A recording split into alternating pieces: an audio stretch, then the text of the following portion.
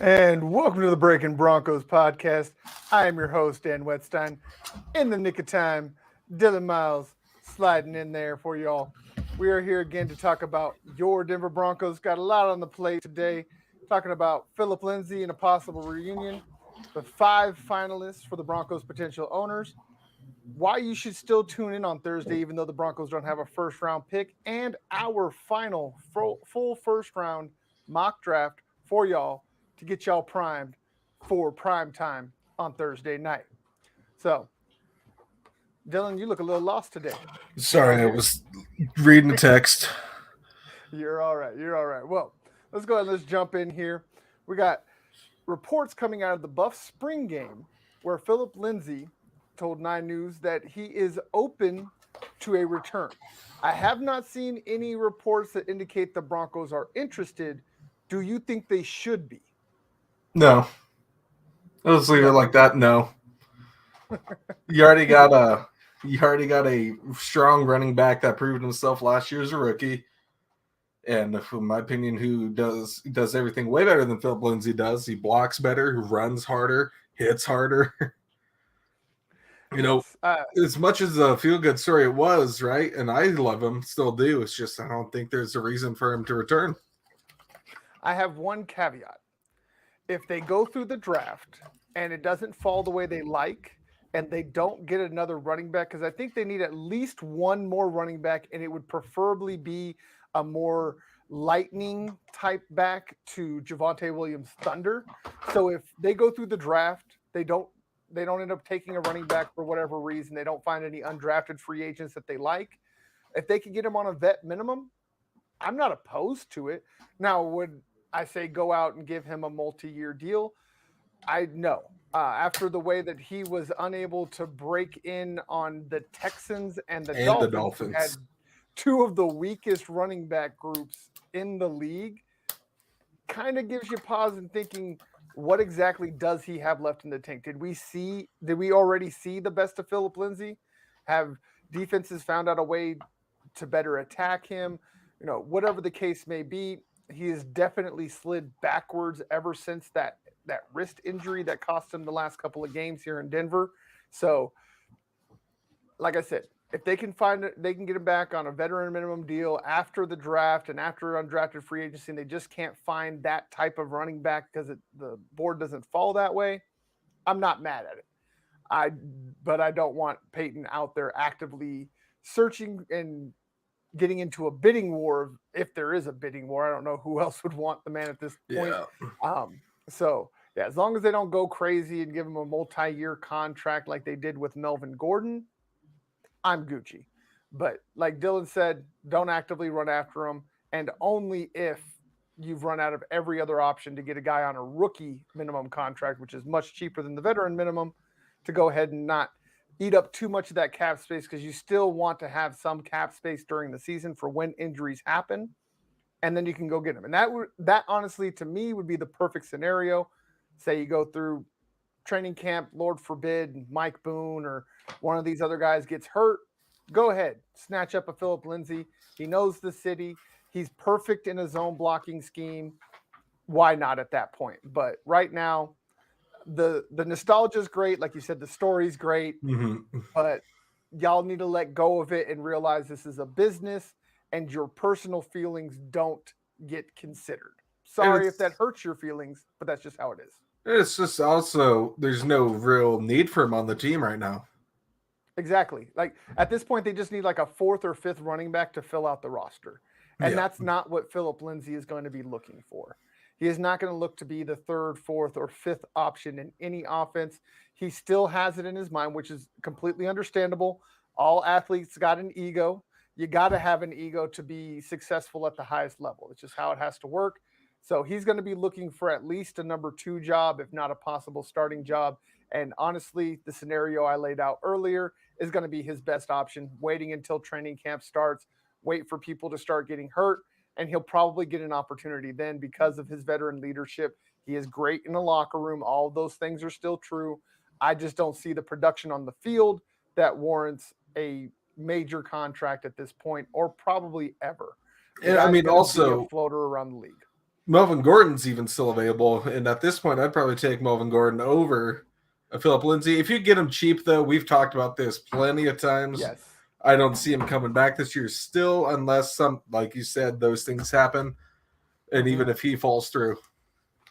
Yeah, exactly. So for all of you hoping and wishing to see Phillip Lindsay back, please don't hold your breath because it is very, very unlikely to happen. And I'm having some technical issues here with my earbud. Sorry, guys.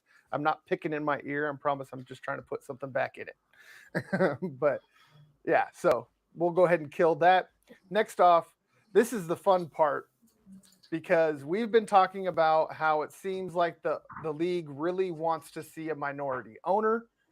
Well, with these 5 finalists, it's very unlikely, guys. If y'all don't know who the finalists are for the Broncos potential owners, I will go ahead and read them off for you. Number 1, who put in the original bid that knocked the price up even higher than we thought possible, was Rob Walton, whose initial offer, his first offer, was over $4.5 billion. At this point, just give it to him. And all cash. He is the only guy here out of these 5 finalists that put up over $4.5 billion in cash because he's got it. All the rest of these guys, the most any of them are worth, and I put most because I'm not trying to disparage them, they're still billionaires, is $5.5 billion. And that person, let me get their name here real quick. I can't remember all these rich white folks. Joshua Harris.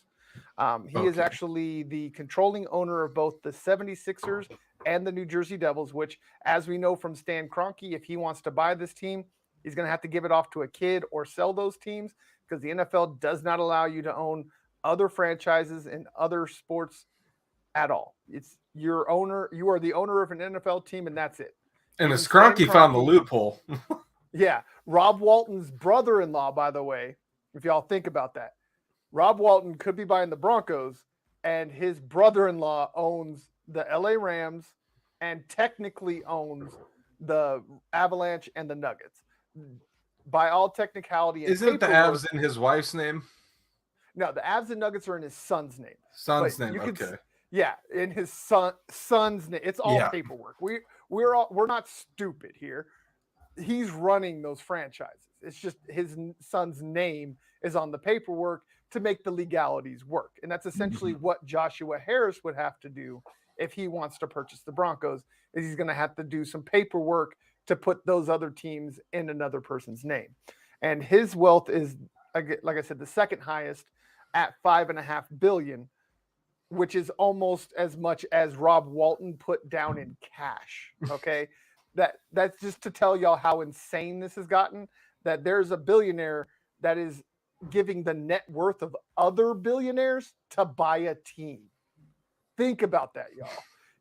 That is insane. Crazy. The next richest white guy is Todd Bowley. He I don't think he has any experience. Or no, my bad. I'm sorry. He does own 20% of the Los Angeles Dodgers, and he's part of the ownership group that has pushed them back into prominence by spending. So obviously, even though he wouldn't be the sole owner, because his net worth is $4.5 billion, which again is the offer that Rob Walton put in for the first offer. He obviously has to have some people that are in there with him to be able to even be in the final running. Like the fact that the band put up $4.5 billion and there's still four other people that are in the running tells you how insane the money is going to be on this deal. The last one is the only remaining minority owner available, and that is Byron Allen. He is the owner of a media or entertainment studios, which owns NBC Universal, the Weather Channel, Bain Capital, and the Blackstone Group. So he's a media mogul. Started off as a stand-up comedian. He actually debuted. This tells you how old this man is. He debuted on the late night show starring Johnny Carson. That's when Carson. he made. Okay. Yeah, Johnny Carson was the one that broke this man into media. That's how old this man and how long he's been around. So he's obviously a heavyweight. He is we'll say the least rich of all these guys. His net worth is around 450 million. Obviously still filthy rich, stupid rich. His great grandkids ain't got nothing to worry about, even if nobody else makes a dollar moving forward. But again, that is only a fraction of the cash offer that Rob Walton put in. So for all of you that were really gung ho and like, oh, the NFL is going to change and they're going to get a minority owner, you're probably not going to see that. Mm-hmm. I'm just going to be flat out honest. Everything's pointing to Rob Walton being the guy, but I do believe Todd Bowley and his group are going to be in the mix as well. They have a wealth of experience. They have many investors with a whole lot of money, just like what he did when he went in and bought 20% of the Dodgers with Magic Johnson and the rest of them. So he obviously knows what he's doing when it comes to getting a deal done and running a franchise. And he's a minority owner of the Dodgers. So he would not have to sell his stakes in the Dodgers because he doesn't really have an active voice. So he'd be able to keep that and just move in and take over with the Broncos. Because all signs are pointing to him being the guy in his group. He's got other billionaires, but he's the guy. He would be the face of the front office. So it's really down to two rich white guys, as we all kind of really expected to happen. We all had our hopes, we all had our dreams, but more than likely it's going to be one of those guys. Out of these five guys, I know I've talked a lot, so I want to let my guy Dylan get in here. What do you think of these finalists? What do you see happening, Dylan? I mean, I like them all, right? And they all have experience in this type of thing. Well, most of them do. I wouldn't say, Walmart. There was that Rob Walton. Rob Walton? Yes, he is the Rob son. Walton, He is okay, the yeah. oldest son of Sam Walton. Oldest, okay, yep. Walmart. And then, and obviously Rob Walton is definitely the favorite, I would say. I feel like he's going to be the one that comes away with it, that runs away with it. I mean, just look at the money. He's already thrown down $4.5 billion like it's nothing. Just threw his checkbook on the table. Right. Yeah. It said, take it out. Whatever it costs. Just right there. Blank check. Here you go. Right. Fill it yourself. I don't give a shit. Right. Exactly. Like whoever puts in the most, knock it up a couple $100 million. Right. That's insane to think that that's what these men are That's doing. Like $45 to them. Like. Right. Yeah. It's like us going and buying some Starbucks. He's like talking about hundreds of billions of dollars. Even then, I mean, sometimes Starbucks is kind of expensive. Kind of roll up and be like, yeah, the amount of money that is being handled in this situation is mind-boggling. Like you really can't wrap your head around the amount of money and just stupidity that's going to happen. And honestly, I mean, this might be a little dark to say, but we're probably going to be reading the obituary of the Bolin boy here in probably I'd say maybe a year. I'd give him a year before he just goes stupid and does something, because he's going to have all this money. Because this is why the first marriage kids wanted the team sold. If it stayed with Brittany, they would still get a small chunk of the revenue, but the amount of money that they are going to get out of this deal is insane. They're already rich beyond our wildest dreams. And now you're going to be adding potentially billions of dollars to this, to their coffers. Like, the man doesn't know how to act with the money he has now. Make him Bro, I richer, wouldn't even know what to do if you Bro. just threw $100,000 right in my face. right? I'd go nuts. I'd be like 100 G's, and then these guys are Do I talking save about this? Do I hundreds of spend it? millions. Right? Like, what do I do with it? I don't know. Do I get a new car? Do I buy a house? Or $100,000 is not going to fly nowadays, but still. No, Find it's something. not. It is not going far at all, especially with the housing market the way it is. Yeah. Trying to move. That's why I know all about the housing market, unfortunately. Trying to find a freaking house. You know how possible it is to find a 3-bedroom under $2,000 in the state of Colorado is? A lot. It's hard. It is insane, dude. I've been trying for 3 months. I found one, and it was at $1,800. Oof. And I'm going dark again. Gosh darn I thought your power I don't just like went this life. I know it's not my power. It's just they changed the switch here. Dude, that's the worst. So at the high school, now, they put those. They put those in the bathroom. Timeout ones. And I remember you go even if you're going in, just use the urinal. Like, even if you're going in, just use urinal for a few. I had to do this twice with Callie on Thursday. I feel bad. All y'all happen to see me stand up, and now I got to get resituated, and I got wires hanging out everywhere. See, when they put those in at our school, Callie's idea. I need a pokey stick. Oh God, yeah. When they put those in the school, dude, it was hilarious because they put them in the bathroom too. Right. So even if you went in there for 2 minutes, just use urinal or hang out, it would shut off on you, and you go trying to drop a deuce, and all of a sudden, Freddie. And then it's even more awkward if someone walks in and the lights off, and you're in there. Oh God, yeah. I'm sure they're like, "What are you doing?" And they're like, "How long are you taking?" Right. Bro, I swear I was just dropping a deuce, 5 minutes, nothing else. I might be into some weird stuff, but that ain't it. No, could you imagine? Right, exactly. Definitely not in a public bathroom. Blech. I never understood that. I never understood how people can. Nah, we're not going to get into that too far, but yeah. Can't touch only if I'm desperate enough. Right. He says only if I'm desperate. Only if I'm desperate enough. I've been there. This is the beauty of being married. But, I need to go to the bathroom, or can I wait another hour in the car? Yeah, so it looks like we both kind of hope for maybe a Byron Allen, but we're coming to the realization it's going to be a Rob Walton. And I wouldn't be too disappointed if it is a Rob Walton, just because. No. I mean, look at the new owners in recent memories, how eager they are. Yes, exactly. And that's what I would be excited for. And even though he's a businessman, I would be excited to have a team. The thing with Rob Walton is we will get a new stadium. And more than likely, Denver will get a domed stadium because he's going to want a Super Bowl. Super Bowl, baby! Yes, and the NFL has already said the only way that they will put a Super Bowl in Denver is if Denver puts a dome on their stadium. They said that way back when Pat Bowlen was still in control of the team. I would love a dome stadium, but the atmosphere and the cold is just so perfect. It really is. I prefer going to Broncos games when it is very cold and it hurts. Those are the best times to go. Yeah, I mean, in football, it is the best for cold weather because it's conducive to get up, move, and think about going to a football game when it's hot. It is miserable. Yeah. Because there's so many people, so much body heat. It's like 20, 30 degrees hotter in the stadium than it is outside of the stadium. So, and in the beginning of the year, it's absolutely miserable at Mile High Stadium when you're stuck in the stands. I mean, there is just no shade on parts of that stadium. Yes, there's been there plenty of times. Yeah, unless you're lucky enough to be up underneath one of the levels, you're not getting shade. Oh, dude, we're always sitting third section because those are the best seats. I don't care what anybody says. Right. We're all the way up top, man.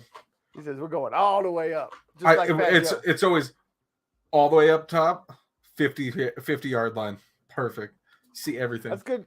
Oh yeah, exactly. I mean, that's a perfect perch. It's a beautiful perch, and with the Broncos Stadium, it's big, but it's not so big like Jerry World. That when you're up in the nosebleeds, it does. It's you still feel as you're part of the game in Mile High.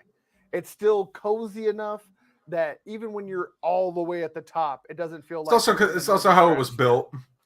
Yes. So where would you put the new stadium? Out by the airport? It would have to be out by DIA. That's really the only place that has enough land left, especially if they want to create something like the Dallas Star or A the Craft Foxborough? World, yeah, in Yeah. Foxborough. If they want to create something like that, kind of like what Montfort's doing in Let's get some downtown Walton by land. Coors Field, yeah. So it had to be something like that. I don't see anywhere else that would be close enough to Denver You and wouldn't put it still. out. I don't think you'd put it right outside Brighton, that area. I don't No, think it's that's big a enough. crappy area. There's not enough. There's not enough there. Like, Yeah. they would definitely, if they went out somewhere like that, they would have to build a giant complex. They would have to create a place because I mean, there's like in Brighton, it's nothing but fast food, Applebee's. There's not very many hotels, Yeah. and the ones that are What if you there are just very throw? small. What if you just pull what they did when they built Empower Field back when it was first built? What if you just put where the old parking lot was? You build the dome, tear down the old stadium, put parking there like last time. Right. I mean, there's that possibility, but where it's at, I Yeah. live literally across the Oh yeah. street. I can see There's it. no room to expand. No. You'd have to There's tear the none. stadium down if you wanted to even build there again. Yes. And there's no space there to expand. They would have to buy out all the other businesses, but those businesses aren't going to want to sell because of how much money they make when the Broncos play. So there's a it's right for those of you that don't know, um, Empower Field is right next to Federal Boulevard. It's one I of mean, the main streets. all three of the major stadiums are right next to each other. Yes, yeah, they're right in the same area. Um, there's Colfax going one way across Empower Field. There's Federal Boulevard, and Federal Boulevard, it's just lined with little mom and pop shops, restaurants, all that stuff right there next to the stadium, and those people make bank when it comes And those are the to best shops football too. Sundays. They are I great, stopped man. at I so mean, many of those. oh yeah, they got great. There's great eats. I mean, it's all local people that own the stuff. I mean, outside of like the Family Dollar and stuff like that. Obviously, it's Yeah. not locally owned, but everything else is locally owned. And I mean, it really kind of gives you a sense of the culture of Denver, um, and taking that away and sterilizing it with a corporate sprawling, real estate complex and shopping complex really I would feel would really kind of destroy that area. So I don't see those people being willing. I mean, outside of them forcing them to give it up, which in this case they can't do because it's a private company, not the government.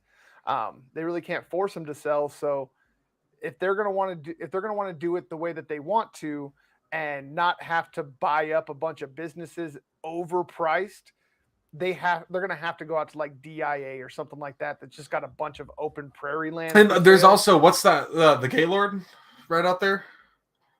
That Yeah. big hotel would be a Yep. perfect And spot that's out another thing there. is Yeah, all the big hotels that aren't in Denver are at DIA. And it dude, would that be Gaylord easier for is teams. amazing. Yeah. Yes, it really is. And they would build more like that, in a complex like that because they got to have a place for the other teams to stay, and they got to have a Fans. place that the NFL is going to want to have the Super Bowl at. Honestly, right now, having the Super Bowl where Empower Field is really would suck. There's nowhere for Oh, them to it, set up and it's outside of the also parking lot. just it's kind of awful to get to games some days depending which way you take. Oh And my for me, goodness. we always took the light rail. We always took the train Right. and right outside the Pepsi Center in Elitch's and walk under I-25 over to the stadium. Right. Yeah. And I mean, that's honestly the best way because if you're trying to get into the parking lot of Empower Field, oh my You are a goodness, y'all. special type of I will tell sadistic y'all what. bastard if you want to do Yes. that. Next year, first home game, as I am coming to the studio, because it's normally what happens on Sundays. I come to the studio right before the games. and then watch the games here in the studio. I will take a picture of Colfax and then a picture of I-25 to show y'all just how redonkulous that traffic is trying to get in. It literally, just the traffic to get into Empower Field will back up I-25 for miles. I mean, I had a rule right off 30th and Park. It always got busy too because people would be getting off there, getting on to go to the games, and it was a rule every Sunday there was a home game. I'm not leaving. Right? I'm not leaving, dude. I'm ordering food. Yeah. It doesn't matter what I have. If I need to go to the store, wait till tomorrow. Right. When I say I leave to the office right before I'm talking about a couple of hours before the game, and it's already backed up. Everybody's a diehard. Yes, they are, and they wait in that traffic to get there. Like, it doesn't seem like anybody wants to leave early to alleviate some of the. Everybody wants to be there about an hour before the game, and they line up for miles to get there. It's just insane to watch. No other sport does that. I mean, there gets to be some traffic during Rockies games, Avs games, Nuggets games, but the traffic still moves. There's a lot of traffic on the road, but it still moves. Broncos, they stop traffic. We went to a game. It was the year they won Super Bowl 50. We went to the unfortunate game where they lost to the Raiders at home in like week 16, 15, something like that. Mm-hmm. It was sometime, I just remember because it was sometime right before Christmas break. Brock Osweiler throws like 3 interceptions. That game gets sacked 5 times by Khalil Mack. Yeah, it wasn't fun. It was still a close game, but was not fun. We left. We got an I-25. I don't know, about 6:30. We didn't even hit the 76 exit until about 7. Wow. Hour and a half to go about 8 miles.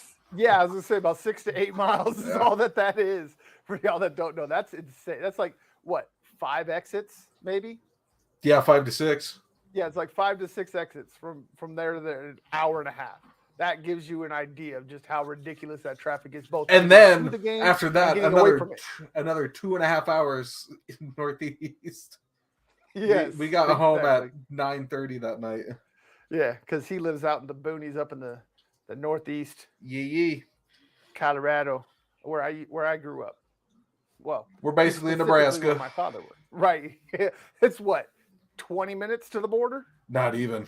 It's like it's 9 miles, 10 miles. Yeah, 10 miles. It's right on the border. So. If I don't go to my brother's county road, it takes about another 3 minutes to get to the state line.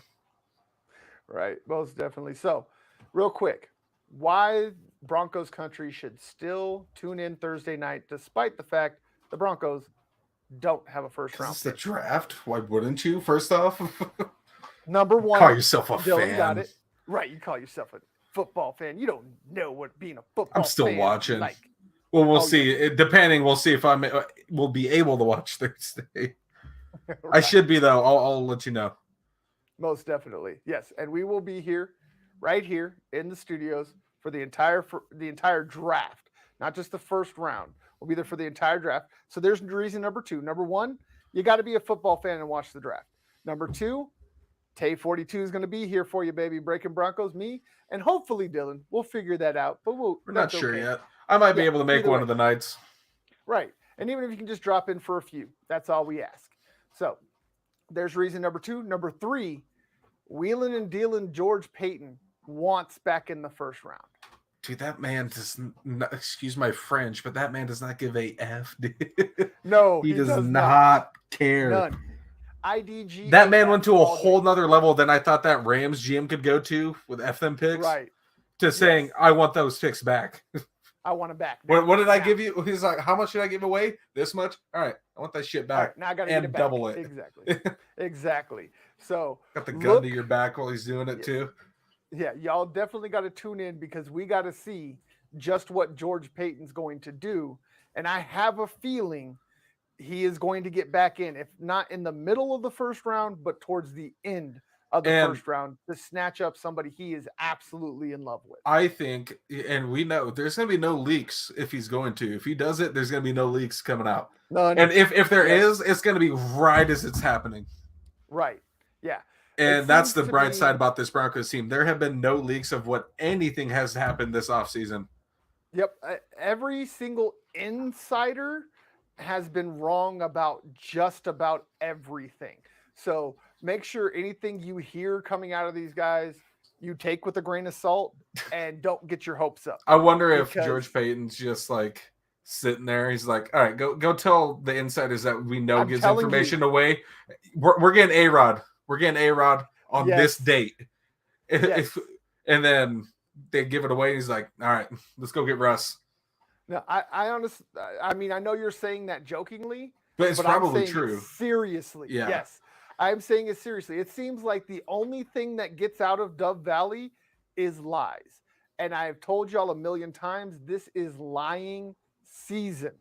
Every front office is lying through their teeth.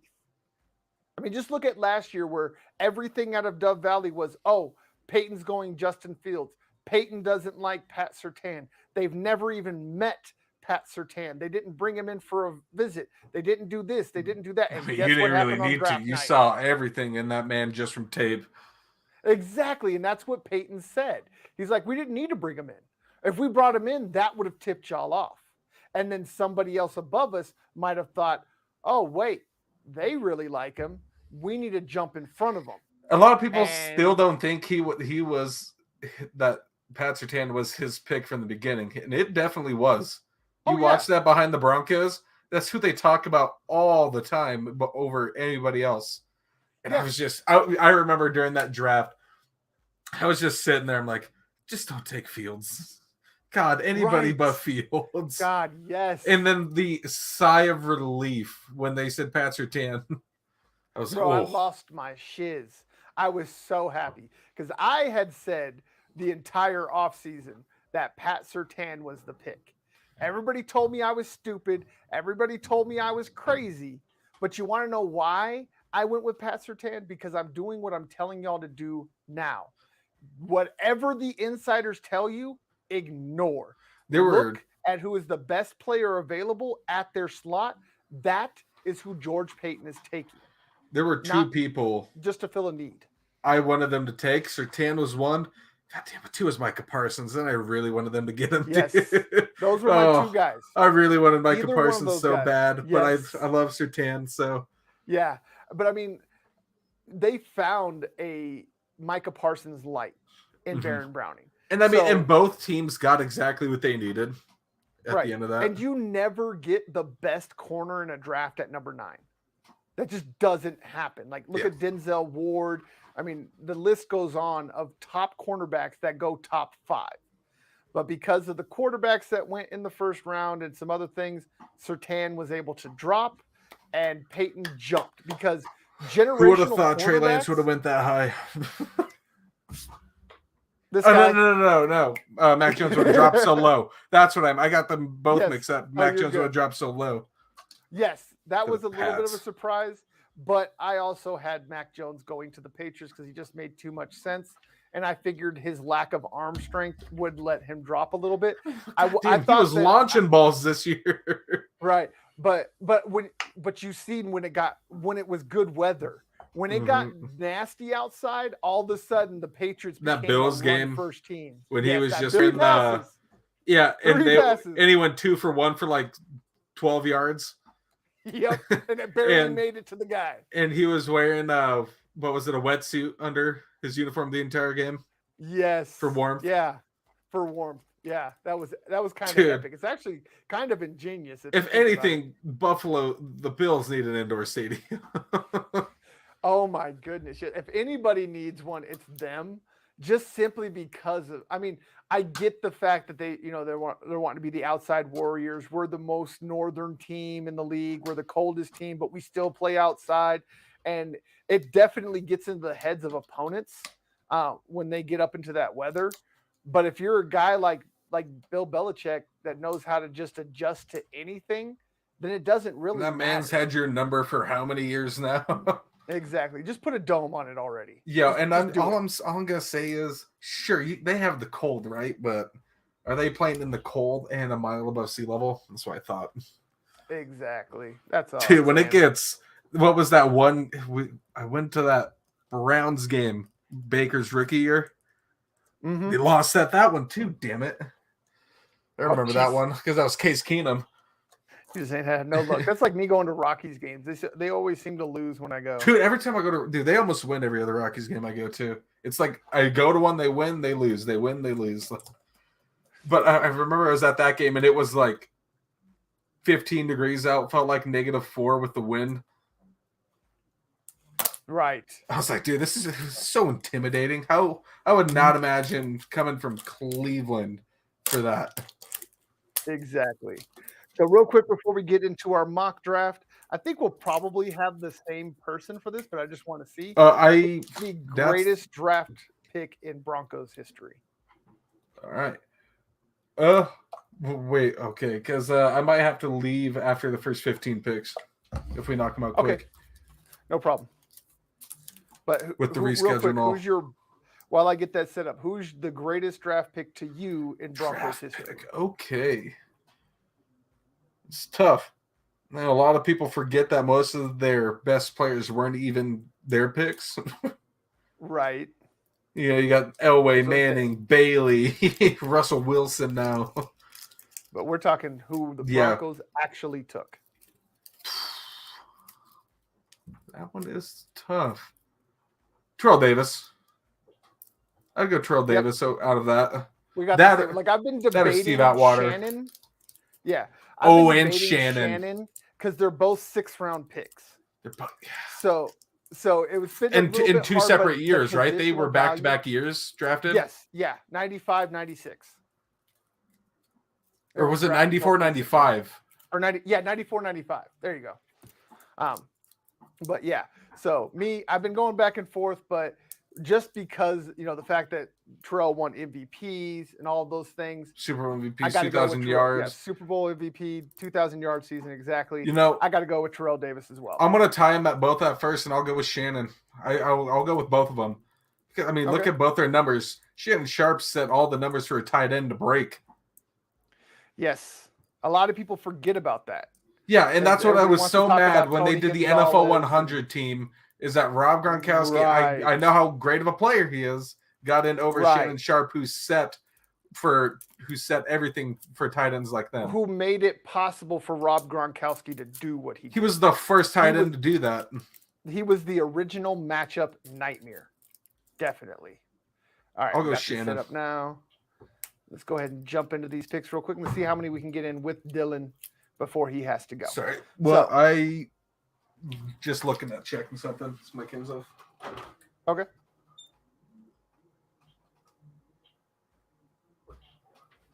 All right. While he's doing that, I'm going to set up the parameters. Again, no trades. Can't really guess those. So we're just going to do our best with the order as it is. Plain and simple.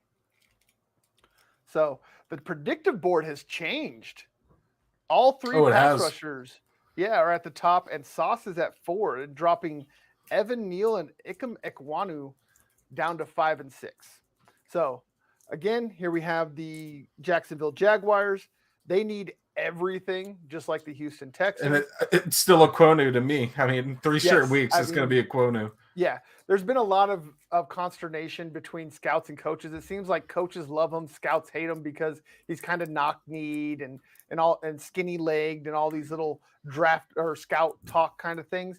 But I mean, when you look at those guys that come into the league like that, will develop and will just gain weight and muscle. If the only thing that you have is that the kid doesn't have enough muscle, just get him in an NFL weight room with an NFL strength and conditioning coach, with an NFL dietitian. I promise you, they will gain the muscle. That's not a problem. So yes, Ikem Ekwonu, or Icky, as they like to call him, is staying at number 1. Again, Aiden with this one, I think we can still pump going. through. Yeah, Aiden Hutchinson right here. Then with Houston, we switched this up a little bit. We gave them Sauce last week. Do we want to stay with Sauce? I would stick with Sauce. With Sauce? All right. So, yeah, again, best. Because, look, they have a pick at 13. There'll be edges available by 13. Exactly. So let's go ahead and give him Sauce. He's the best guy on the board when it comes to cornerbacks. And like we said, those guys normally don't make it out of the top 5. So him at number 3 makes perfect sense. Then we have the Jets. I think we have to give Zach Wilson that protector still. Give him Evan Neal. Neal. Got to go there. Boom. Then we have the New York Giants. There is still Cross on the board or Thibodeau. Do we give him – because the drop-off after Cross is dramatic when it comes to the tackles. So – yeah, we give him protection. Yeah, we'll give Gettleman one good pick, but we still have another pick. I still don't think he will even use good for either of them, but I'll give him the benefit of the doubt. We'll try. We're trying to be nice here. So next, I just feel bad for Giants fans. Yes, me too. I think O-tackle can be off because we're not going to give him a guy that belongs in the 15 range at 6. They need a QB. This is probably the best place for Malik Willis. And I think that's what we did last week. Yes, we did. And you good with keeping that? I'm good with keeping that. All right. So there is some talks that that Tomlin's wanting to move up and get the guy we've been talking about, Pitt kid. Oh, yeah, Kenny Pickett. There is talks about that. I have heard that. But again, you never know in this time. Yeah. All I'm saying, if it happens, we were the first to say it. Exactly. So Malik Willis goes to Panthers. We have the Jets next, and there is still both Trayvon Walker and Kayvon Thibodeau. I think they have to go edge here. If those two they go edge, and I would go Walker. I think they take Walker again. Get the consensus number 1. Most of these pictures don't change sometimes. Yeah, for the most part, we're kind of at the end of it, so we got a pretty good idea of who's going where. But you never know what's going to happen on draft night. It gets crazy. So we're just doing our best here. Next is the Falcons. We went with Stingley. We did go with Stingley, but last week KT wasn't on the board. Oh, shoot. Yeah, let's go KT. Yeah. So I think Kayvon Thibodeau to get that pass rushing gear for the Falcons works good there. Then next up we have the Seahawks. This is, I know we're not doing trades, but I'm just having a hard time believing that there's not at least 2 quarterbacks that go in the top 10. Yeah, they're trading back for sure. Yeah, and so I think somebody comes up and grabs Pickett. What about you? Yeah, I do too. I feel like Pickett comes here, which, sorry, Steelers, you're going to have to deal with somebody later. And it might be the Steelers that move up. Who knows? Yeah. So if they get word that he's going to be gone before the and that's what has been in the talks is that that Tomlin wants to move up and get this guy. Yeah. And what a legendary move for their GM to take in his last draft coming up. Right. Because he's retiring right after it. What a swan song, most definitely. And what if he just screws over the Steelers for years to come and just dips right after? Right. So we are going to say that is Kenny Pickett going there. We're not going to do a trade because honestly, I could even see Kenny Pickett ending up in Seattle out of these quarterbacks. Battling between Drew Lock and I always forget what's their backup's name? Is it they don't have Josh Johnson anymore. Geno Smith. Geno Smith. There you go. That's who was Russ's backup last year. Yeah, it might be a 3-way quarterback battle, but it might honestly be a battle for backup if they just name a starter right at the beginning. Exactly. So we'll see how that goes. But yeah, I don't see Kenny Pickett dropping out of the top 10. He's just, people make a big deal about his hand size, but his tape, especially from 2021, it's going to make somebody itchy and they're going to pull the trigger on a trade. So I think we go. That's where I think is. Here we would take Stingley because we usually. Oh yeah. Because we did edge in recent weeks, but I still feel like they would take a corner if Stingley's still available. Falls this far, yeah, I agree. We'll go with Stingley there. Then here it has to be a wide receiver again. I think we got. I still think we go Drake London. He's been the same pick for the past 3 weeks. Yeah, so that's got to stay there.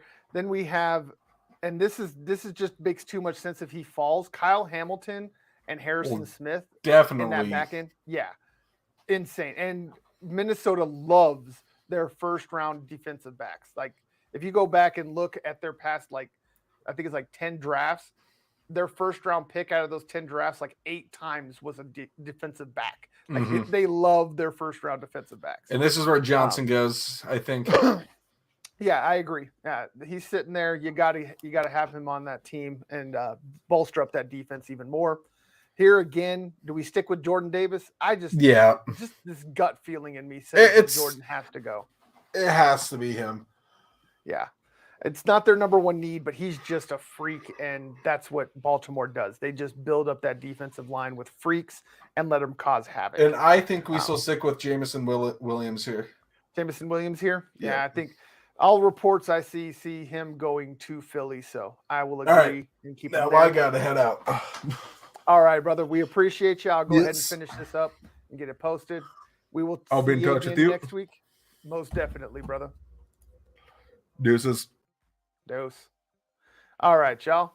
You're stuck with me now. Sorry, but that's the way the cookie crumbles. All right. So next up, we have New Orleans. They are also needing a wide receiver replacement for Mike Thomas, who is still on the trade block. So we're going to go ahead and give them Garrett Wilson. I think he's the best wide receiver available at this point. So there's where he goes. Then you have I just almost did it. I almost called him San Diego. Los Angeles Chargers. I'm going to get over that at someday, but y'all are going to have to deal with me until I do. Again, here, I just don't see how they let Olave pass by. They have some other needs. You know, they have Trevor Penning here. You like to keep your guy Herbert upright, but he's mobile enough. You can get away with the offensive tackles you have now and get some later potentially to go ahead and bolster that offensive line. So we're going to go ahead and stick with Chris Olave here. Next up again is the Philadelphia Eagles. They need a cornerback, edge, and interior O-line are their top three needs at this point. We have the best interior O-line. This is where the conundrum is going to come in. There's still a good corner. Trent McDuffie is available. You have Trevor Penning as the O-tackle still available. Zion Johnson, interior lineman, is still available. And just down here, you have George Karlaftis out of Purdue as an edge rusher. I think you take the positional value. You take the third best corner on the board. That's Trent McDuffie right there going. So they get a wide receiver and a cornerback to fill out their needs at the skill positions. Then you have the Saints coming back up as part of their trade with the Eagles earlier in the offseason. They still need an O-tackle, QB, safety, interior D-line, and tight end. A lot to go on here. Desmond Ridder seems like a good chance here. That would put 3 quarterbacks in the top 20, probably more than most people have. But Desmond Ridder's really kind of driving up the boards. But I think with the fact that they just gave Jameis Winston a contract extension, they're going to want to ride with him for at least one more year. And I think they're going to want to give him a little bit of protection. So let's go ahead and give them Trevor Penning. Saints really do like their first round O tackles as well, and offensive linemen in general. Essentially, their entire front 5 are first round offensive linemen. So Trevor Penning to the Saints. Then you have the Steelers, who missed out on their preferred QB as of what is said now. It could be them that moves up, but we're going to stick them here. And I still think they take quarterback, and this time they're going to go with Desmond Ridder. Now we have pick 21, New England Patriots. Their number one need is linebacker, and this just makes too much sense. He seems to be just the prototype of what Bill Belichick loves in a linebacker. He should go higher than this because of his talent, but he seems to be dropping after a bit of a poor performance at the combine. But as we know, Belichick doesn't care about the combine. He cares about what you do on tape, and he takes Devin Lloyd 21st overall. Next up, Green Bay Packers. Again, this has to be the year that they break the cycle and take a first-round pick, and they're going to take Treylon Burks. They got plenty of speed. They need another big body replacement for Devontae Adams. Treylon Burks is the best option available, and that's where he goes. Next up, Arizona Cardinals with pick 23 overall. Their top 3 needs: cornerback, edge, and running back. I don't see a running back going in the first round this year. Just don't see the talent being there. So we're going to ignore running back, cornerback, edge, and wide receiver. What we have available: George Karlaftis, edge. That's who we went with last week. And then there's still Kaiir Elam, Andrew Booth Jr., Boye Mafe. I think Boye is more of a 3-4. Yep, odd front.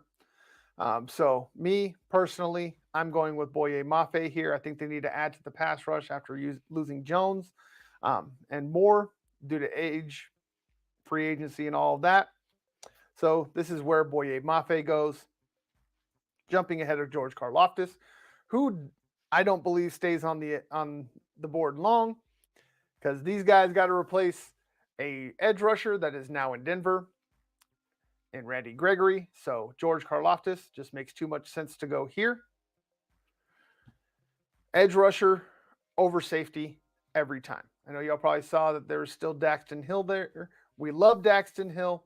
He has plenty of athleticism, speed, thump, all of those things you want in a safety. But edge rusher is always more valuable than a safety. So that's why we're going George Karlaftis to Dallas. Number 25 overall, Buffalo Bills. Cornerback, major need right across from Tre'Davious White.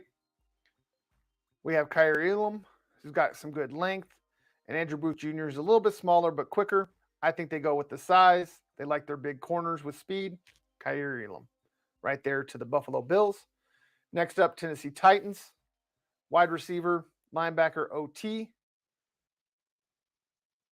I think there's only one real wide receiver left here with a true first round grade, and I think they have to snatch him up to pair with AJ Brown.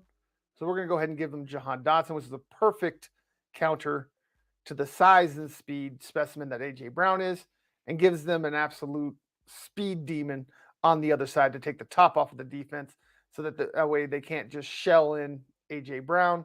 They got to make sure that they cover the whole field. This is another one that just makes too much sense. Tyler Linderbaum, best O lineman available, best center in the draft, goes to the Bucks. They can move him to guard if they need to, or move their current center to guard if they see him as a better fit. Next up, the second pick for the Green Bay Packers at number 28 overall. They need edge, O tackle, and interior D line. I really don't like any other offensive tackles at this point. And with the fact that they need an interior D lineman and Devontae Wyatt is still sitting here, they have to snatch him up at this point. So Packers take Devontae Wyatt at 28 overall. These are back-to-back picks for the hated rival Kansas City Chiefs. We're not going to play around games here. We're going to give them some real legit people because they do real legit things. Number one pick here has to be Daxton Hill, replacement of Tyrann Mathieu. Just don't see it being any other way. Then up next, they still really need a wide receiver to replace, unfortunately, Jahan Dotson. Well, fortunately for Denver fans, unfortunately for Kansas City fans, Jahan Dotson is not available. Next guy that I would sneak into the first round, I think he will, even despite the fact that he's from a small school, all those things. I think this is where he sneaks in. I think that KC goes ahead and snatches up Sky Moore here. Then we have the Bengals at 31 overall. Cornerback, safety, interior O-line. I think they go ahead and keep protecting their franchise quarterback, and Zion Johnson is the best available offensive lineman. And honestly, I'd be surprised if he fell that far, but the way that we're working this board, that's how the cookie crumbles. Last up, Detroit Lions. QB, safety, wide receiver, linebacker. Again, just about everything is needed. And unlike previous weeks, I'm sorry, guys. You're just going to have to deal with me in the dark. We're almost done here.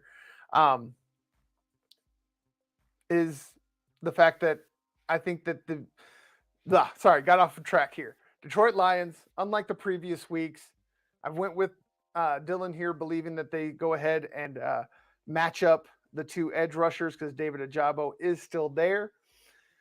I'm not so sure anymore. With the earlier run on quarterbacks, Sam Howell lasting again later, even two more picks might be a gamble that the Detroit Lions are not willing to take. So let's go ahead and give them Sam Howell here.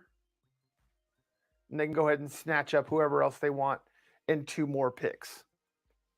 So here it is for y'all. We will get this up on Twitter and get that to y'all here shortly.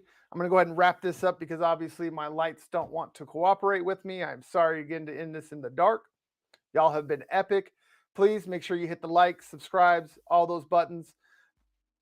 We need them. We love y'all, but we need those to keep doing this for y'all. That is the free way to keep us moving and giving you the content that you deserve. So make sure you hit the likes and subscribes. Everything's down in the description. Every single link that you could need is down in the description. Plain and simple. Just click on the links, click the follows. We are officially over 600 followers on Twitter. We are blowing up on Twitter. Keep them coming. We love y'all. We appreciate every single one of you, whether you're watching now or you're watching later. Every single view counts. So please tune in, hit the likes, hit the subscribes, and go ahead and follow all of our socials across every platform. Again, just go down in the description. All the links are there. You don't have to hunt or search. It's direct links, takes you to the profile. You just got to hit the little follow button, hit the bell so you get the notifications so you know every time that we're live. We love y'all. We appreciate y'all. As always, I am your host, Dan Wetstein. My guy, Dylan Miles, that was here, is now gone. For the Answers 42 Media Network, Bird Gang Sports Media Network, don't question the blue.